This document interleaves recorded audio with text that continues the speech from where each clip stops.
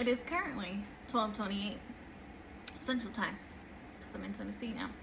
So it's 1:28 in fucking Florida. Anyhow, and whatever. And it's funny because as I was coming up here to do part dos to my intro and insight, I was like, I might as well do Talks with Sammi after dark, seeing as to how nighttime is usually my quiet time, my me time, so to speak, because I have the dogs and the cats and everything else during the day, and I try to edit and post. And now I've been adding nature walks into my fucking schedule because they're needed. I need to ground. I need to disconnect. I need to recharge, recenter. And that goes for anybody who else is feeling off balance, feeling drained, feeling out of sorts. Take the time, because nature is healing. Nature is grounding. Go to a park, to the beach, go by water, like basically out in nature and solo, away from distractions. So no phones, no nothing, because that was 1:33 as I said that, which is confirmation. But anywho, so let's get fucking into it. Part one was basically about me talking about Talks with Sammi, right? Which also brought on fucking downloads and messages and a couple of experiences here and there. Now, I dive further deep into me. When I was a kid, I've always had this big heart. I've always been drawn to animals. Animals have always been drawn to me. Like, I remember shit vividly from kindergarten. I have random vivid memories. And this one memory I have in kindergarten, we're walking single file line going back into the classroom. In my elementary school, before it got remodeled, Green Acres Elementary, was a pretty dope layout. Like, the library had this like reading circle, and it had like a step down den, and it was fucking cool. It's probably why I fell in love with those at the same time. And then where the office was, it was just, and it was like outdoors too, like half outdoors, half indoors, and like walking to and from. So it was like cool layout, good shit.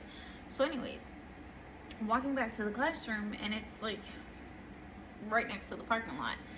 There's a sidewalk, there's a patch of grass which has like mini palm trees in between. For cypress trees, I want to say, is what's popping into my head. That might be wrong, but anyways, I remember this one, and then the parking lot. But this one mini palm tree in front of the classroom, I look, and there's a red cardinal, and that was like my first red cardinal experience, remembrance. Not even knowing what the fuck it was, what it signified, but just seeing it and like being in awe. Now I know. That was somebody visiting me. Now I know, right? So like, it's funny. So I went through my spiritual awakening at 30, and when I look back at my childhood and like what I went through and what I was drawn to, like it all made sense. It all clicked as to why I was drawn to what I was drawn to, and how I've always been this fucking lover girl. And when I was younger, I thought everybody cared about everybody. I thought everybody had this big heart. I thought everybody was just so compassionate, right? As you get older, you realize that's not the case. And now you realize it's because of what people have gone through. Hurt people, you feel me? But healed people. So that's what we're doing over here.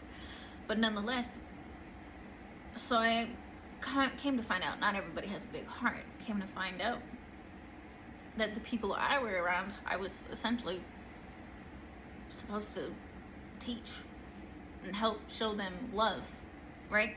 Because I'm of love and light. I'm literally here to spread love, share love, show love, awaken love within you. And that's not romantic love. That's literally your love within, platonic love. That's literally, because love is universal, love is healing, love is beautiful. Love is pretty much the answer, because when you lead with love, you have compassion for the next living being. And the living being doesn't have to be a human being. The living being can be an animal, is an animal. Any living being, a plant is a living being. You feel me? When you treat it with love, respect, and compassion, like, you get that back. And it's a beautiful fucking feeling. So anyways, so I've always been that way. So I've always been this way, I should say. I went through some shit. It made me hard between friends, family, and lovers. I mean, who doesn't, right? But I've come back to the center. I've realized why I went through what I went through. So nonetheless, so on top of being a lover girl, I was always, growing up, charmed. I got into Charmed, which is 3 witches battling evil on a day-to-day basis. 3 powerful witches battling evil. Prue, telekinesis. Piper, she was able to freeze shit. And Prue also astral projected. Her character, like, the actor, what the fuck's her name? Shannon Doherty. She's very egotistical. So looking at the episodes now, I can see why they ended up killing her off. She always wanted more, and she always wanted to be the center. So it's just like, watching the episodes now makes sense. But anyways, I was drawn for other reasons, obviously, that are apparent now. And then Phoebe, she was, she saw premonitions. And then as the episodes went on, she became an empath. So, like, I was fucking drawn to Phoebe. Aside from being in love with Alyssa Milano, because she's fucking beautiful and I love her. And then I love the love story between her and Cole. I was drawn to her because I'm a fucking empath. So that shit made sense. So if you just even look up the episodes where she becomes an empath and she feels people's feelings, I feel people's feelings. You feel me? Having empathy and being an empath are 2 different things. Because having empathy is essentially caring for them. Like you understand, essentially. Like, you can relate, be in their shoes type shit. Being a decent human being. Being an empath is actually feeling those feelings. So that's why when somebody's excited, I amplify them because I feel them. So that's why I love to amplify happiness, because it's a beautiful fucking feeling. That's why I love to amplify love, because it's a beautiful fucking feeling. So I don't like to amplify anything else, and I don't like to channel anything else because it gives me headaches and it's bad vibes, and I don't fucking like that shit, because who the fuck does, right? But anyways, it's me. I encounter it. It is what it is. So on top of being into Charmed, I was also into a show called Angel, which David Boreanaz, who's Agent Booth on Bones, was the main character. And the funny thing is, he was a demon, but ended up being a demon slayer, because you have free will. So granted, 933 when I say that, so you can choose to be good or evil. You feel me? You can choose the path. I know a kid who literally chose the evil path, chose the bad path, and got initiated. Showed me his scars, told me all about his shit, because he thought it was powerful. He thought it was cool to have a demon to snap your fingers and unalive somebody. You feel me? But what he failed to realize, what I tried to tell him, that's not powerful. You may think he's young, but the people that do black magic and make deals with demons and shit, they have a bargain to uphold. They have to essentially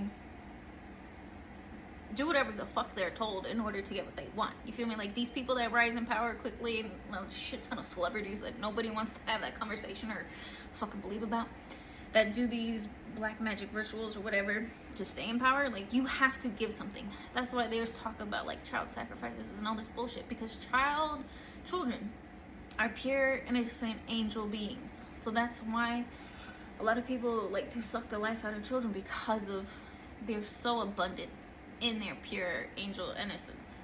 So it's a lot to feed on. You can't, like, demons feed on fear, but they get more from good. But anyways, so like when you can't uphold like your end of the deal, like they're gonna come for you. So it's, why would you make deals with devils? You feel me? Like, hello. Because they don't give a fuck. If they tell you to unalive somebody, if they tell you to do something in order to get this, and you don't do it, like you don't do whatever the fuck, like they're gonna come for you. They're gonna come for your loved ones. So like, it makes no fucking sense. Anyways, so enough of that. We don't do that. We'll dive into that another fucking time. So, but you have free will. You can choose. So this show Angel, he chose to not be evil. He chose to get out of that, and how he was essentially repenting and what's the other word? I guess just repenting. Was hunting other demons. So he became a demon slayer. So I was drawn to that one. And then there's a show called Medium. Patricia Arquette is her name, and she was actually a psychic medium. She can see and talk and have conversations with ghosts, and she worked with the police to help solve murders, right? So I was drawn to that. And then Ghost Whisperer, of course. What the fuck's her name? Jennifer Love Hewitt. There we go. So she could talk to ghosts. So it's just like, I was drawn to these shows, and I was like, I want to be able to talk to ghosts. Like, oh, that's so fucking cool. Like, I want to do that. Fast forward to 2019. Fast forward to turning 30, and I have the spiritual awakening.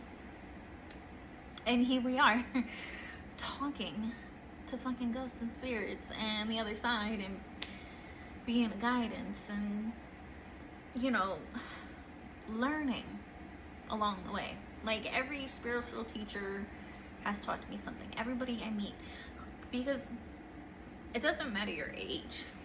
Like, it's a different journey. There are people that have gone through more than me that I learned from. And there's people that are going through it that learned from me and what I went through. You feel me? Like, we'll speak on my experiences probably next time, because this is already going at like 13 minutes. Time flies when you're having fun. But anyways, so yeah. So like, awakening to me and who I am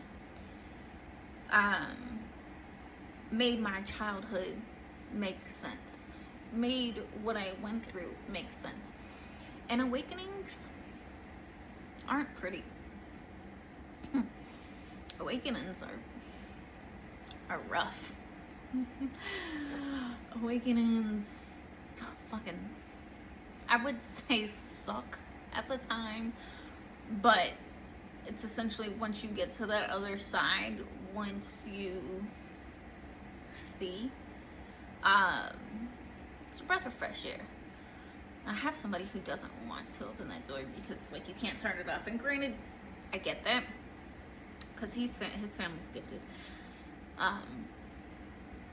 But it's called, you can have boundaries with your spirit people too. You can have boundaries with people. You can tell them like, I'm going to bed, leave me the fuck alone type shit. You feel me? Like, boundaries with living and non-living. But I tell people to embrace their abilities, their gifts, awaken, because they're here to help. I'm on your path to help you. I'm guided to help you. 1533. So you can help others. You feel me? It's a lot. It's not easy. It's a lot. That's why some people turn to alcohol to kind of like drown it out and not deal with it and numb it. And some people say weed does that too, but weed has a different effect. For me, weed opens me up. Weed helps me to connect more than it does to disconnect for some people. But that just could be me. I'm sure I'm not the only one that weed helps to connect. Feel me? Anywho, what else? I think that's it for now. 16 minutes is good. A lot of shit is good. And plus I don't have my water. I feel like the next episode we're gonna share what brought my awakening and some experiences I had that people were gonna be like, that's not true. Aren't gonna believe it, because there's people that they have to experience it in order for them to believe it. If they haven't experienced it, that means it doesn't happen. I've come across a lot of those people, and it doesn't bother me because I know me. I know what I can do, what I can't do. I know what I've gone through. I know what I've heard. I know what I've experienced. I know what I've seen. So it's just like, just because you don't believe it, it's not gonna shake me. It's not gonna take away from it. Just because you don't think it's real doesn't mean it's not real. Just because you don't think it happened doesn't mean it didn't happen. I like to tell people that the world is bigger than your experiences. That because you haven't experienced it or haven't read about it in a fucking book or whatever the fuck, doesn't mean it's not real or it doesn't exist. It just means you haven't experienced it. But anyhow, yeah, so I think that will be the juicy part.